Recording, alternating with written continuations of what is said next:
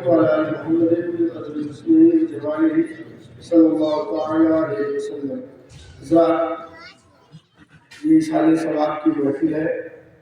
سب سے پہلے میں دعا کرتا ہوں جس کے لیے اس محفل کا انعقاد ہوا ہے، اللہ رب العزت ان کی گناہوں کو معاف فرمائے اور ان کی قبر کو اپنے مصطفیٰ کی روح کی تجلی سے معمور فرمائے۔ حضرات، یہ ماہ مقدس رجب شریف کا ہے جس کی آج دوسری تاریخ ہے۔ اس ماہ مقدس کی 6 تاریخ کو حضرت خواجہ غریب نواز رضی اللہ تعالیٰ عنہ کی وفات کی تاریخ ہے۔ اس کی 13 تاریخ کو حضور سیدنا حضرت مولا علی کرم اللہ وجہہ الکریم کی پیدائش کی تاریخ ہے۔ اس کی 14 تاریخ کو مجاہد وقت حضور سیدنا سالار مسعود غازی رحمۃ اللہ تعالیٰ علیہ کی شہادت کی تاریخ ہے۔ اس کی 22 تاریخ کو حضرت امام جعفر صادق رضی اللہ تعالیٰ عنہ کے نام سے نظر دلائی جاتی ہے۔ اس کی 27ویں شب کو رسول کائنات علیہ التحیۃ والتسلیم کو معراج ہوئی۔ یہ ایسا بابرکت اور مقدس مہینہ ہے جس مہینے میں ہمیں آپ کو چاہیے کثرت کے ساتھ ذکر کریں اور اپنے بزرگوں کو یاد کریں۔ اس کا ہمیں دنیا اور آخرت میں ضرور صلہ ملے گا۔ حضرت خواجہ غریب نواز کی تاریخ 6 ہے، اس کو میں ذہن میں رکھ کر کے قرآن پاک کی آیت پڑھا ہوں، تھوڑی دیر گفتگو کروں گا۔ سب سے پہلے میں اعلیٰ حضرت ادب البرکت کا کچھ شعر پڑھتا ہوں۔ اعلیٰ حضرت ادب البرکت آقائے دو جہاں صلی اللہ تعالیٰ علیہ وسلم کی تعریف و توصیف بیان کرتے ہوئے فرماتے ہیں، سب سے اعلیٰ و اولیٰ ہمارا نبی، سب سے اعلیٰ و اولیٰ ہمارا نبی، سب سے بالا و والا ہمارا نبی، سارے اچھوں میں اچھا سمجھیے جسے، سارے اچھوں میں اچھا سمجھیے جسے، ان اچھوں سے اچھا ہمارا نبی۔ کون دیتا ہے دینے کو منہ چاہیے، دینے والا ہے سچا ہمارا نبی۔ سارے چمک والے اجلوں میں چمکا کیے، اندھے شیشے میں چمکا ہمارا نبی۔ جس کے تلووں کا دھون ہے آب حیات، ہے وہ جانے مسیحا ہمارا نبی۔ غمزدوں کو رضا مژدہ دیجیے، ہے بے کسوں کا سہارا ہمارا نبی۔ حضرات، سچی بات یہی ہے کہ یہ حق ہے، جو جتنا بڑا محسن ہوتا ہے اتنا ہی زیادہ لوگ اس سے جڑے ہوتے ہیں، اسے یاد کرتے ہیں۔ مختصر میں بیان کر دوں، ہم آپ ہیں، اگر ہمارے احسانات لوگوں پر ہے تو لوگ ہمیں یاد کرتے ہیں۔ جیسے جیسے ایریا بڑھتا جاتا ہے ویسے ویسے چاہنے والے، محبت کرنے والوں کی تعداد بھی بڑھتی جاتی ہے۔ جب میں نے نظر اٹھا کے دیکھی تو جتنے محسنین ہیں ان سارے محسنین میں جو محسن اعظم کی ذات بابرکات ہے وہ رسول کائنات علیہ التحیۃ والتسلیم کی ہے۔ بے شک، سبحان اللہ۔ سارے احسان کرنے والے ہمیں دنیا میں کام آتے ہیں، لیکن میرا نبی ایسا نبی ہے کہ جو دنیا میں بھی کام آئے اور آخرت میں بھی کام آئے۔ ان سے محبت کرنا، ان سے پیار کرنا، ان کے نقش قدم پر چلنا ہمارے اور آپ کے لیے لازمی اور ضروری ہے۔ دنیاوی اعتبار سے بھی اگر دیکھا جائے تو اس دنیا کا جو رنگ تھا، اس دنیا میں جو لوگ زندگی گزار رہے تھے، حضرت عیسیٰ علیہ السلام کے بعد وہ دور آیا ہے کہ لوگ طرح طرح کر رہے تھے، لوگ پریشان تھے، انسان تو تھے انسانیت مر چکی تھی. لوگوں کو اس طریقے سے خرید و فروخت کیا جاتا تھا جیسے بازار میں جانور بکتے ہیں. اور یہی تک نہیں، لڑکیوں کو زندہ زمین میں دفن کیا جاتا تھا. غریب کمزور کو حق نہیں دیا جاتا تھا. راہگیروں کے راہ چلتے وقت نہ جانے کتنی دشواریاں آتی تھی. ایسے وقت میں بیوہ الگ آنچل پہ رہی تھی، نادار کمزور الگ دعا کر رہے تھے، کمزور الگ دعائیں مانگ رہے تھے کہ اللہ کسی ایسے کو بھیج دے جو ہم لوگوں کا حق دلا دے، ہمیں دنیا میں زندگی کا ڈھنگ عطا فرما دے. سب کی دعائیں مقبول ہوئی اور 12 ربیع الاول میں دوشنبے کے دن رسول کائنات علیہ التحیۃ والتسلیم آمنہ کے گود میں عبد المطلب کے گھر میں جلوہ افروز ہوئے. دیکھتے دیکھتے وہ رنگ جو پہلے تھا اس پر ایک ایسا رنگ میرے نبی نے چڑھایا کہ سارے رنگ اتر گئے اور وہی رنگ عرب میں حاوی ہوا.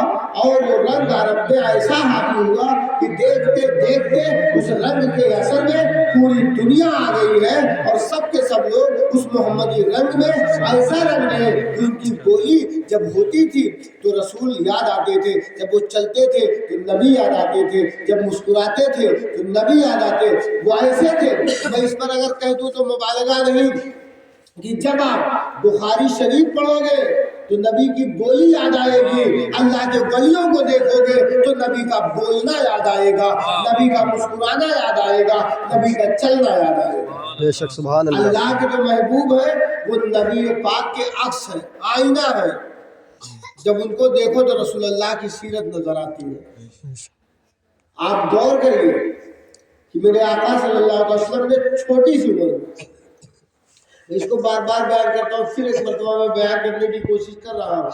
یہ نہیں کہ آپ کتنے لوگ ہو، میں یہ مانتا ہوں کہ اگر ایک آدمی بھی سمجھا تو میرا بولنا سمجھ لیجیے کہ ہمارے کام کا ہے اور آپ کے بھی کام کا.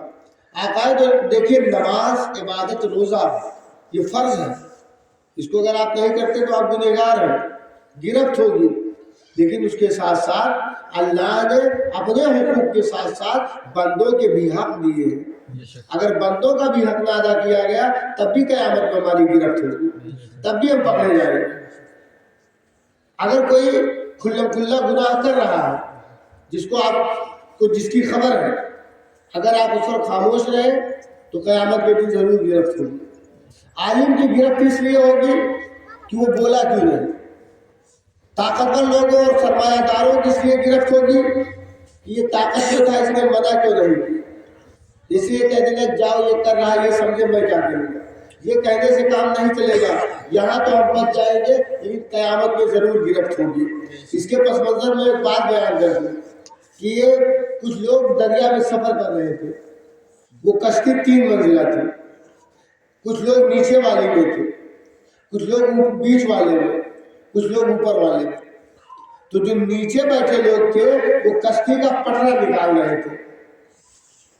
تو بیچ والوں نے کہا مجھ سے کیا لینا دینا، وہ لوگ نکالے، میرا کیا بگڑتا ہے، وہ خود نقصان اٹھائیں گے.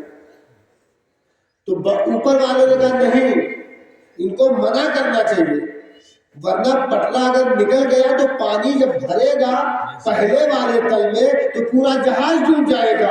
میں کہنا یہ چاہتا ہوں کہ جب گناہ پر لوگ کمر باندھ لے اور جو طاقت میں ہو، اگر گناہ کو روکنے میں ان کے پاس طاقت ہے تو وہ گناہ روک سکتے ہیں، اور وہ اگر خاموش ہے، اگر علماء ہے بول کر کے سمجھا دے سکتے ہیں اور وہ خاموش ہے تو یقین سمجھ لو اسی جہاز میں بیٹھے ہوئے مسافروں کا حال ہوگا کہ پورا جہاز ڈوب جائے گا.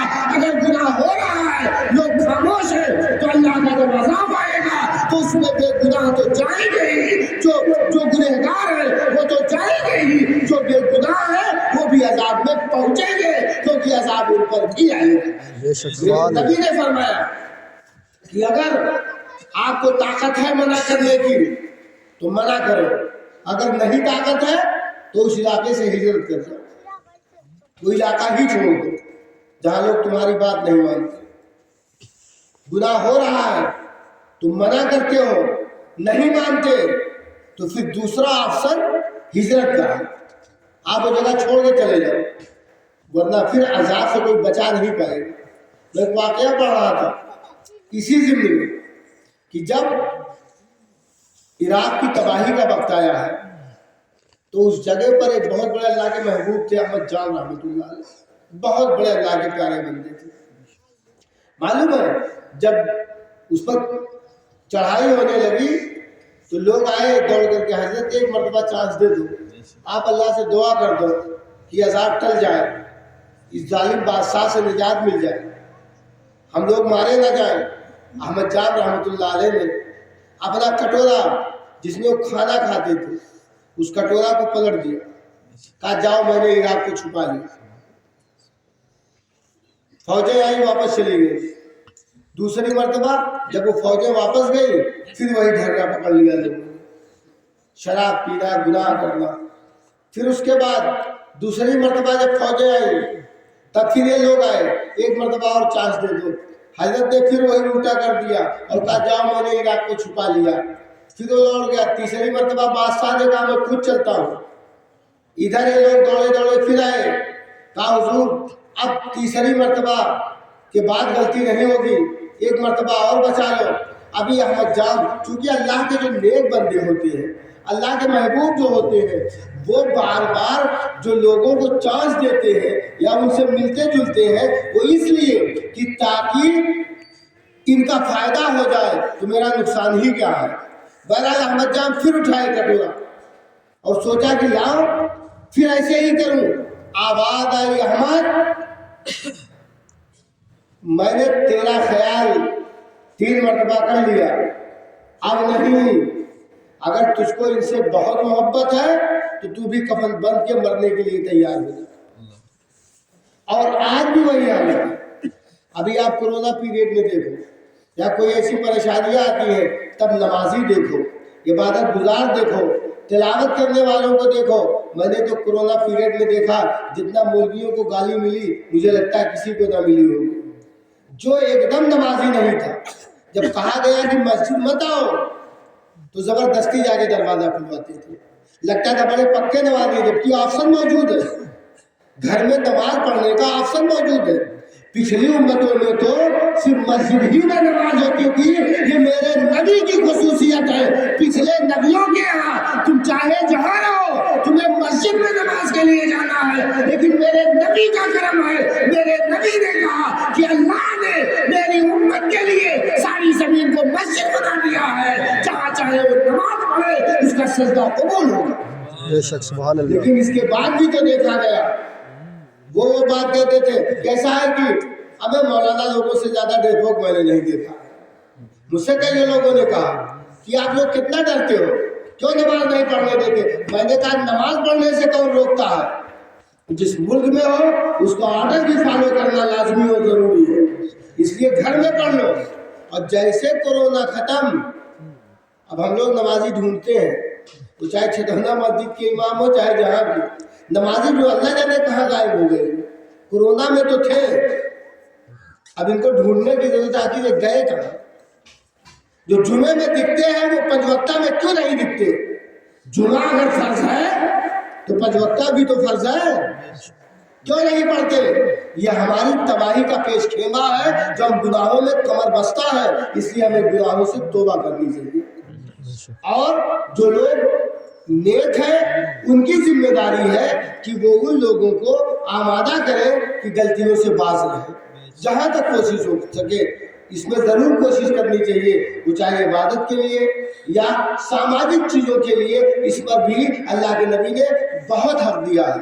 میں آپ کو بتاؤں پہلا کام، لوگ بیٹھے آپ ان سے پوچھنا، اگر آپ پڑھے لکھے تو آپ بھی جانتے ہوں گے، میرے نبی صلی اللہ علیہ وسلم ابھی بہت عمر کے نہیں تھے، لیکن جب آپ کھولی سماج دیکھا نبی نبی ہوتا ہے۔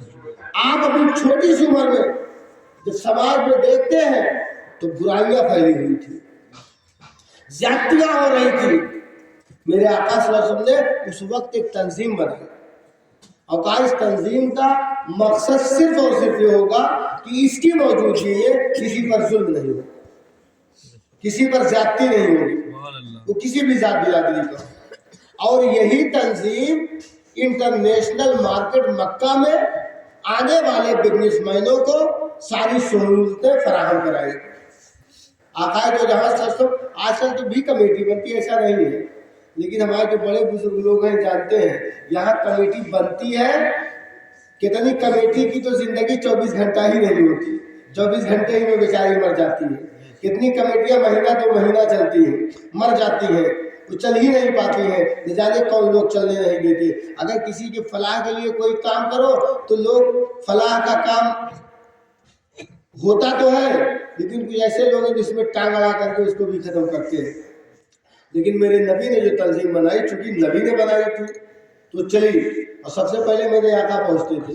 جیسے کوئی غلطی کر رہا ترنت پہنچتے، کسی کو مارا ترنت پہنچ گئے، کسی کی زمین ہڑپی ترنت پہنچ گئے، کسی کا مال ہڑپا ترنت نبی پہنچ گئے، کسی نے کوئی چھنوتی کر لی نبی ترنت پہنچ گئے. ترنت پہنچتے تھے. وہ 12 13 یا 14 سال جو بھی عمر رہی ہے، بہت کم عمر تھی آقا. اس عمر میں آقا ترنت پہنچتے. کیوں بھائی کیوں ایسا کر رہے ہیں؟ تو ایک مرتبہ تو لوگ سوچتے کہ لاؤ دھکا دے دوں اس چھوٹے سے بچے کو، لیکن جب دھکے کے لیے ہاتھ بڑھاتے تو پیچھے عبد المطلب کھڑے نظر آتے، پیچھے ابو طالب کھڑے نظر آتے، پیچھے پورا قریش کھڑا نظر آتا، پیچھے پورا بنو ہاشم کھڑا نظر آتا. اس بچے کو دھکا دینے کا مطلب بنو ہاشم کو دھکا دینا ہے، قریش کو دھکا دینا ہے، ابو طالب کو دھکا دینا ہے. لوگ ڈر جاتے اور اس گناہ سے پیچھے ہٹ جاتے. ظلم کرنے سے، زیادتی کرنے سے دیکھتے دیکھتے محمد عربی کے اس سیرت کو اتنا سراہا گیا کہ میرے نبی کو بحیثیت انسان اس دنیا میں نمبر 1 کا مانا جائے. چھوٹے سی اللہ اکبر، یا رسول اللہ، عظمت مصطفیٰ زندہ آباد، شان مصطفیٰ زندہ آباد، اہل سنت، زندہ آباد، نعرہ تکبیر، اللہ اکبر، نعرہ رسالت. یا رسول اسی لیے ایسے کام کرنے کے لیے ایسے لوگوں کی ضرورت ہوتی ہے. آقا صلی اللہ علیہ وسلم کو میں نے دیکھا کہ جب آپ مکے کی مارکیٹ میں ہوتے، لوگوں کو اتنا سہولت پہنچایا بازار میں آنے والوں کے لیے، تاجروں کو، بزنس مین کو، کہ لوگ پوچھنے لگے بھائی یہ کس کے گھر کا لڑکا ہے، یہ کس کے گھر کا لڑکا ہے. لوگ بتاتے ابو طالب کا بھتیجا ہے، عبداللہ کا بیٹا، یہ ان کے والد انتقال کر گئے، ان کی اماں انتقال کر گئے. لیکن یہ ہے تو بڑے کر بہت بڑے ہیں. اسے کیا معلوم تھا بڑے تو اللہ نے بنا کے بھیجا، یہ تو نبی ہے. لیکن بحیثیت انسان بھی اتنے اچھے ہو گئے، لوگوں نے ان کو دیکھ لیا اور لوگوں نے سمجھا کہ ایسا. میرے نبی جو اس عمر میں بتانا چاہتے تھے وہ یہی بتانا چاہتے تھے. میرے آقا صلی اللہ علیہ وسلم جو اس چیز جو گرانی چل رہی ہے، میں سمجھتا ہوں کہ ڈاکٹر وہی اچھا ہے جیسی بیماری ہو ویسا علاج ہو. اگر بیماری بخار کی ہے تو مجھے لگتا ہے کہ بخار ہی کی دوا دی جائے. اگر بیماری آدمی کو دما کی ہے تو دوا دما کا دیا جائے، تب تو بہتر ہے. لیکن پتہ چلے کہ بیماری چاہے جو دوا ایک تو یہ کام نہیں. وہ تو صرف نبی کی کا کرم تھا کہ ایک تھوک مبارک سے ہر علاج کر دیا. بے شک، سبحان اللہ. میں آپ کو جو بتانا چاہ رہا ہوں، میرے آقا نے جہاں عبادت پر لوگوں کو آمادہ کیا ہے، وہی سماج سے جڑی زندگیاں جب تباہ ہو رہی ہوں، اس پر بھی میرے نبی نے بہت زیادہ زور دیا ہے کہ اس پر بھی غور و فکر کیا جائے اور اس پر عمل کیا جائے. آج کے اس دور میں مجھے لگتا ہے کہ بیماریاں تو بہت ہیں، لیکن 2-4 بیماری مجھے لگتا ہے شوگر سے زیادہ بھی خطرناک ہے. اس کو لوگ کر رہے ہیں اور وہ گناہ کرتے وقت فخر محسوس کرتے ہیں. گناہ کرتے ہیں لیکن گناہ سمجھتے نہیں. گناہ کرنا اور بات ہے، احساس گناہ ختم ہو جانا اور بات ہے. کچھ ایسے گناہ ہیں جس کو ہم گناہ سمجھتے ہی نہیں، فخر کے طور پر کر رہے ہیں. تو ہمیں چاہیے کہ اس پر جو بھی ذی اثر لوگ ہیں ان کی ذمہ داری بنتی ہے کہ اس ذی اثر لوگ اس پر پابندی لگائیں یا کوشش کریں کوئی چیز کم ہو. جانتے ہو کون سی چیز ہے جس پر ذی اثر لوگ بالکل خاموش ہیں؟ وہ جانتے ہو؟ وہ میں بہت ساری بیماریوں 2 بیماریوں کا نام لیتا ہوں.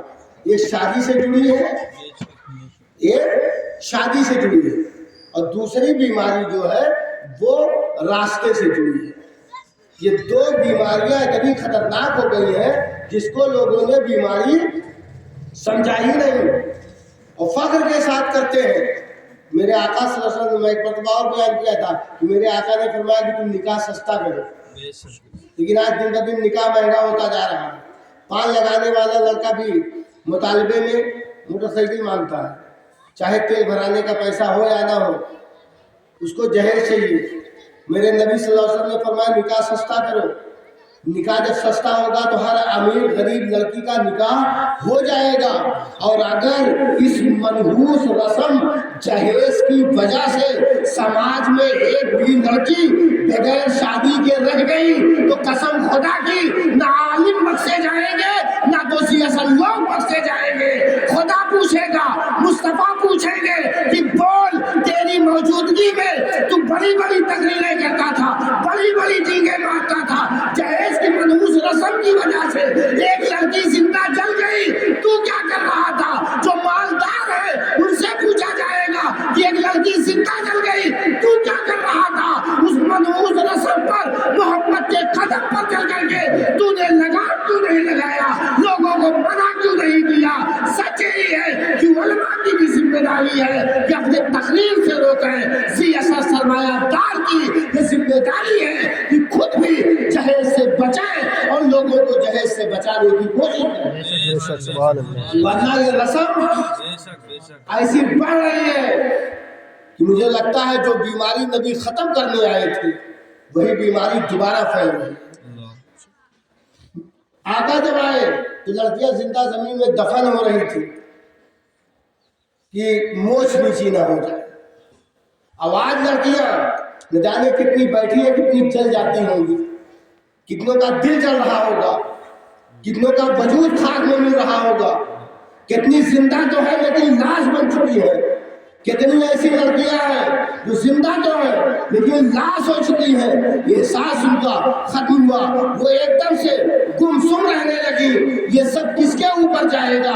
میرے نبی پاک صلی اللہ علیہ وسلم اسی کو ختم کرنے آئے تھے، اور اس کو جو ختم کرنے میں آگے بڑھے گا اللہ کے یہاں اس کو اجر ملے گا کہ تو نے میری سنت پہ عمل کیا ہے۔ اللہ تعالیٰ اس کو اپنے حبیب کے سنت کے بدلے ثواب میں رحمت فرمائے گا۔ سبحان اللہ، سبحان اللہ۔ اس میں سب سے پہلی ذمہ داری ان نوجوان بچوں کی ہے جن کا نکاح نہیں ہوا ہے، وہ خود کہیں کہ مجھ کو جہیز والی لڑکی نہیں چاہیے، مجھ کو محمد کے دین والی لڑکی چاہیے، مذہبی لڑکی چاہیے، رسول اللہ کی سنت و سیرت سے جو مزین ہو وہ چاہیے۔ اور اگر نئے لڑکے اس پر آمادہ ہو گئے تو ماں باپ لڑکیوں کو سیرت اور صورت تو جو ہے سیرت بھی اس کی مزین کریں گے، اس کو نبی کا دین بتائیں گے، مذہبی بنائیں گے کہ جب وہ اپنے سسرال پہنچے گی تو پورے گھر کو جنت بنا دے گی، پورا گھر بہتر بن جائے گا۔ بے شک، سبحان اللہ، سبحان اللہ۔ اگر آپ جہیز والی لڑکی ڈھونڈو گے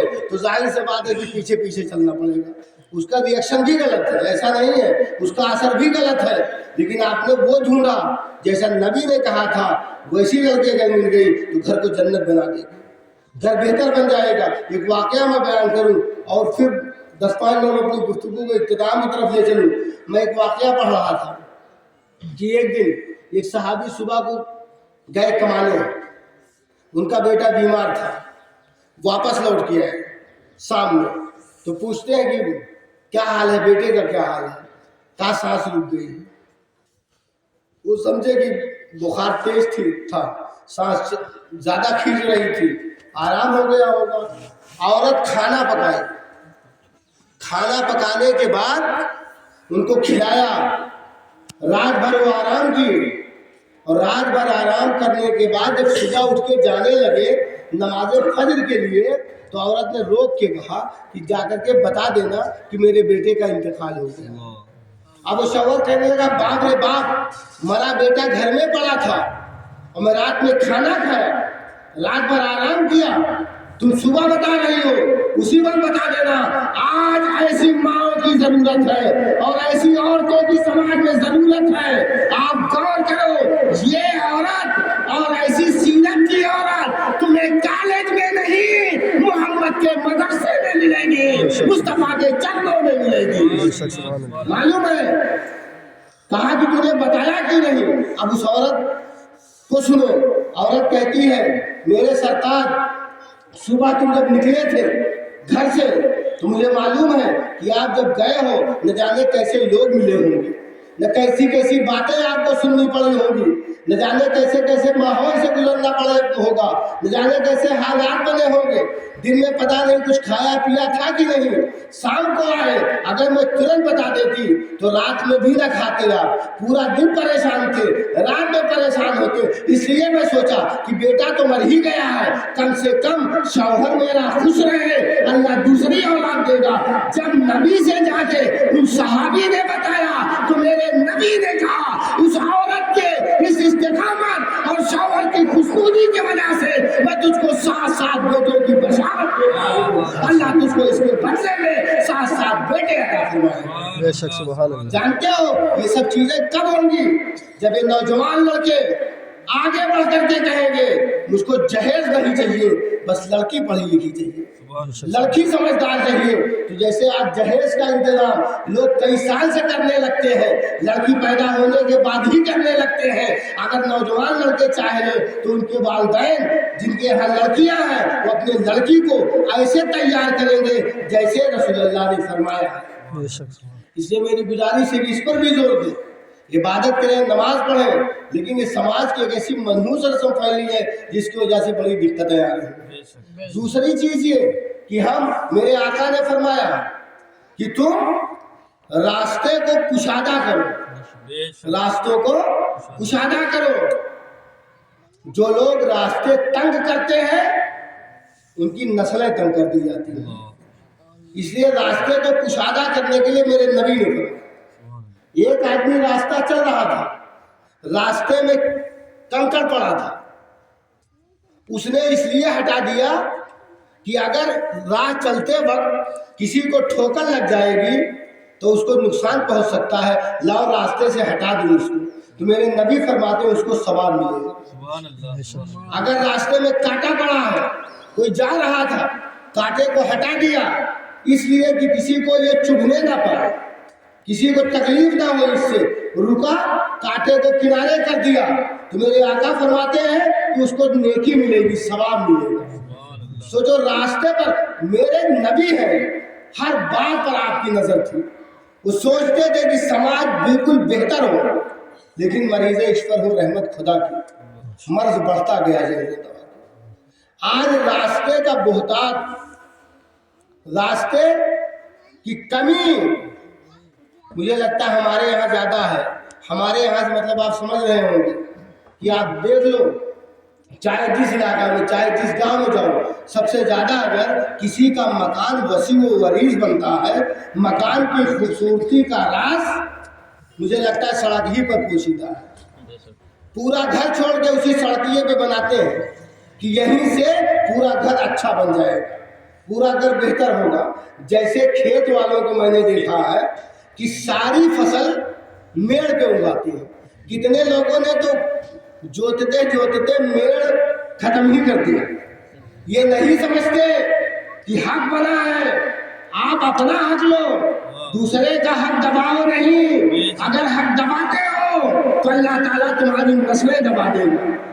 اس لیے ضروری ہے کہ اس پر غور کرو۔ میرے نبی نے جب کہا راستے سے کانٹا ہٹا دو، راستے سے اینٹ پتھر ہٹا دو، تمہیں ثواب ملے گا، تو اگر کوئی راستہ بند کرے، راستے کو تنگ کر دے، راستہ چھوٹا کر دے، تو یہاں چاہے جتنا اچھا آدمی بنا رہے، اپنے منہ میں مٹھو، اللہ کے ہاں ضرور اس کی گرفت ہوگی۔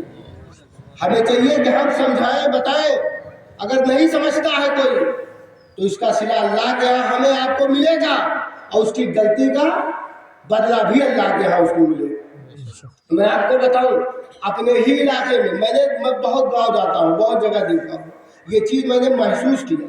1-2 گاؤں نہیں، اکثر گاؤں میں تقریر میں جاتا ہوں، میں دیکھتا ہوں کہ یہ پریشانی ہے ہر جگہ۔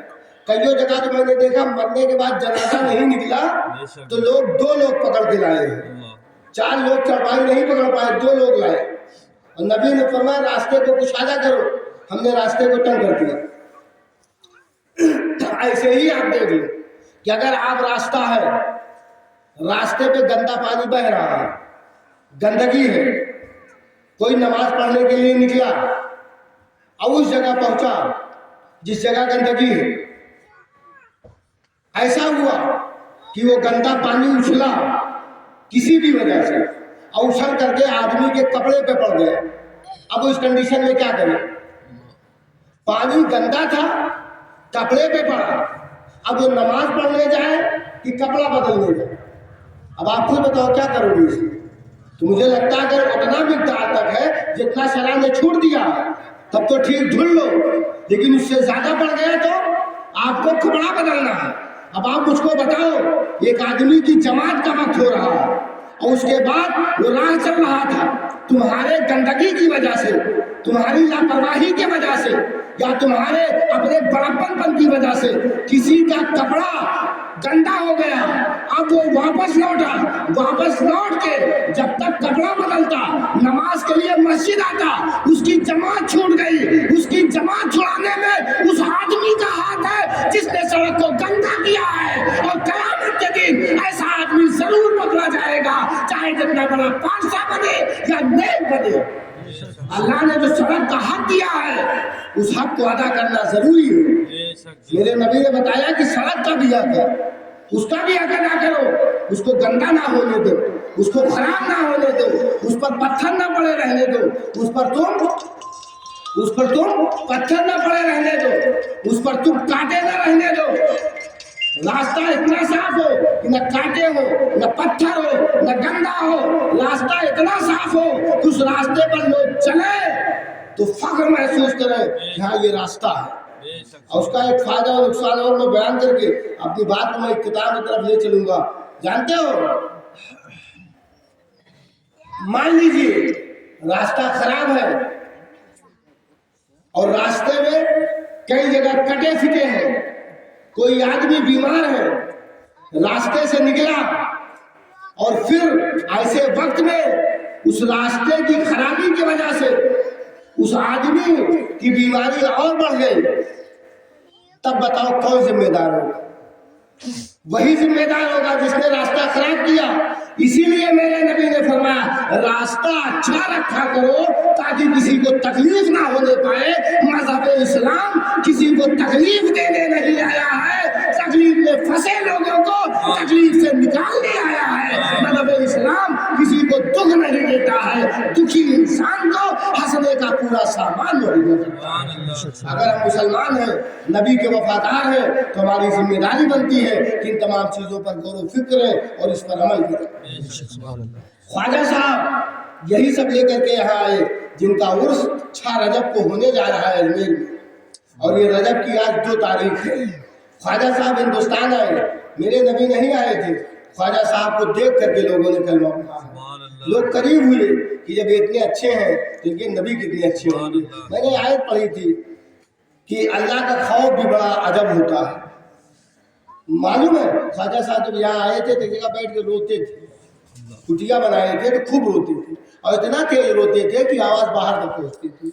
एक लड़का था जिनको मानने वाला नहीं था, वो आता जाता देखता कि एक रोता है एक आदमी बैठ कर। एक दिन जो है वो जाते बराबर रुक गया, कहा बाबा एक बात बता दो, तुम काहे इतना रोते हो, जब देखो तब रोते रहते हो?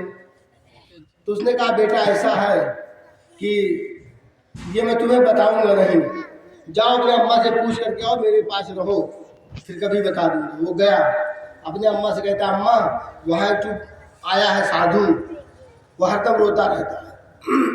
मैंने जब उससे राज पूछा तो उसने कहा कि ऐसा है कि जाओ मेरे पास आओ, फिर तुम्हें बता दूंगा। तो कहा कि बेटे संभल के जाना, बच के रहना। उसके पास का आदमी ठीक है, आया हजरत के पास रहने लगा और रहा हफ्ता 10-15 दिन। ख्वाजा साहब की मोहब्बत इतना उसके दिल में आ गई, इतना दिल में आ गई कि हजरत ने 1 महीने के बाद कहा बेटा एक काम करो, अब जाओ घर चले जाओ और तुम अब 1 महीना बाद आना, उससे पहले नहीं। ये जब गया है लड़का तो ख्वाजा साहब से इतनी मोहब्बत हो गई थी कि घर पे जाके रोने लगा, और जब घर पे रोने लगा तो उसकी माँ ने कहा बेटे क्यों रोते हो? कहा कि वो बाबा जी के पास में जाऊंगा। तो कहा उन्होंने तो 1 महीने की छुट्टी दी है तुझको। कहा हाँ लेकिन अब मेरा मन नहीं लग रहा, मैं जाऊंगा जरूर। जाओ उसे पूछा। तो उसकी माँ आई, कहा बाबा जी वो मेरा बेटा आपसे मिलना चाहता, ना अभी नहीं, 1 महीने की छुट्टी दिया हूँ। फिर गई, कहा बेटा उन्होंने तो कहा 1 महीना, अब मैं नहीं रह पाऊंगा। फिर आई, कहा हुजूर वो कह रहा है मर जाऊंगा अगर नहीं मिलूंगा। तो कहा अच्छा जाओ उसको भेज दो। जब आया लड़का तो कहा क्या बेटा क्यों चले आए, 1 महीना मैंने कहा था। कहा बाबा जी बोले तो आप थे, लेकिन आपको बगैर देखे मैं जी नहीं पाता हूँ। आपकी मोहब्बत ऐसी है कि आपके बगैर रह नहीं पाऊंगा। अब आप अपने कदमों से मुझको दूर ना करो। कहा बेटा देखा तूने, ऐसे तू मुझसे मोहब्बत करता है तो मेरे याद में रोता है, मैं भी किसी से मोहब्बत करता हूँ उसके याद में रोता हूँ। जब ऐसा रोने वाला पैदा होता है तो समाज उसको मोइनुद्दीन अजमेरी कहती है, ख्वाजा गरीब नवाज के नाम से जानती है। और देखते देखते ख्वाजा गरीब नवाज ने वो काम किया जो बड़े बड़े राजा महाराजा नहीं कर पाए। ख्वाजा गरीब नवाज की छठी आने वाली है, हमें चाहिए कि हम उन्हें याद करें और उनकी सुन्नत और सीरत पर अमल करें। दुआ है कि अल्लाह ताला हमें आपको सबको गुनाहों से बचने की तौफीक अता फरमाए।